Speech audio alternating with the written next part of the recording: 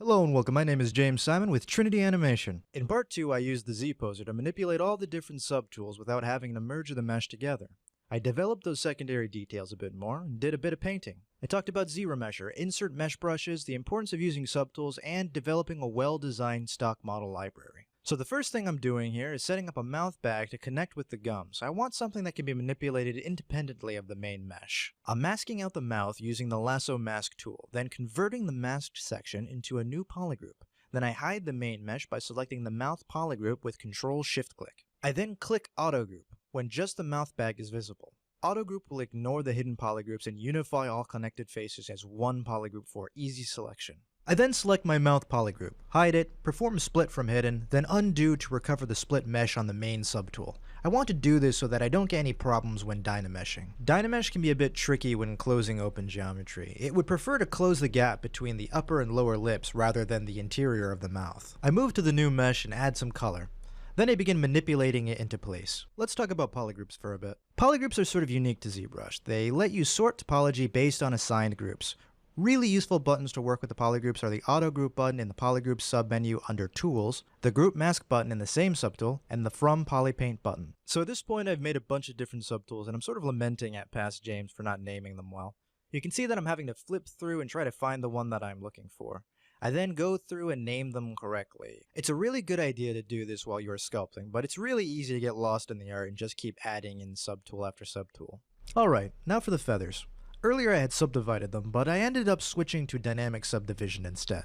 What full subdivision does is divide the geometry on several division levels. I brought it up to subdivision level 3, but you can go even further than that. Dynamic subdivision is different. It's sort of a preview smoothing of the mesh, like hitting the 3 key in Maya. This is a really excellent way for working with a higher resolution version of your mesh, especially if your model has creases, which will be kept sharp in the preview. There are also options in dynamic subdivision to limit the amount of deformation and preserve the general shape of the subtool. Starting to get into those tertiary details now, finally carving wrinkles into the face, starting up Transpose Master again to make some more adjustments. All my polygroups are still here, so I can quickly mask out the eye and various parts of the mesh. I will switch into Modify Topology once in a while to fix those feathers, and make some small changes to the various parts of the model. Back to the subtools, I just want to fix some of the placement of those insert meshes on the eyebrows. Adjusting the lashes, or what I'm calling lashes, I want to fit these well and just sort of subtly emerge them from the eyelid. Fixing the rotation of the eyes. Now it's time to work on those horns. I'm bringing in a cone like I did with the teeth. I'm on Dynamic Subdivision Smooth Level 2. That's default.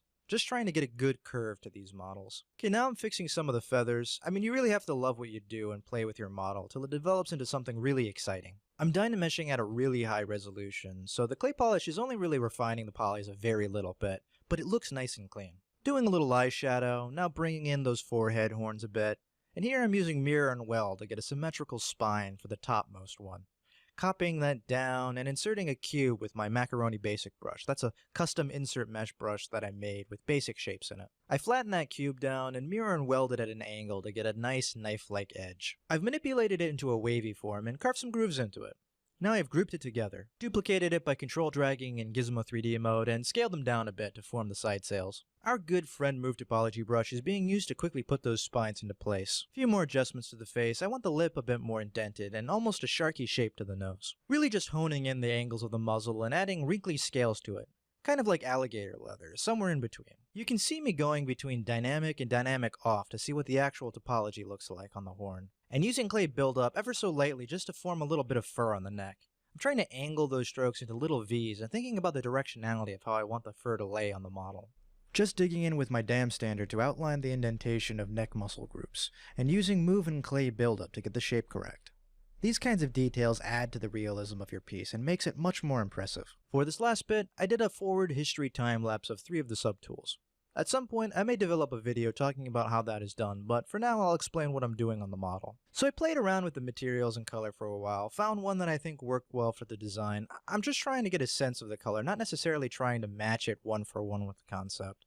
I still want this to feel fairly sculptorly. Made some additional adjustments to the feathers and spines and applied similar coloring. For those feathers, I did subdivide them fully. This added real geometry for me to paint on. Everything in ZBrush is vertex-based, so the more dense the geometry of your model, the better the resolution your painting will be. So that's it for this model. I'm fairly happy with the result.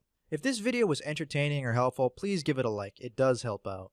And comment below any questions or ideas on what you'd like to learn next. If you are looking for a license for ZBrush or want to learn more about what Trinity Animation can do for you or your project, click the link in the description below. I'm James Simon with Trinity Animation. Happy sculpting!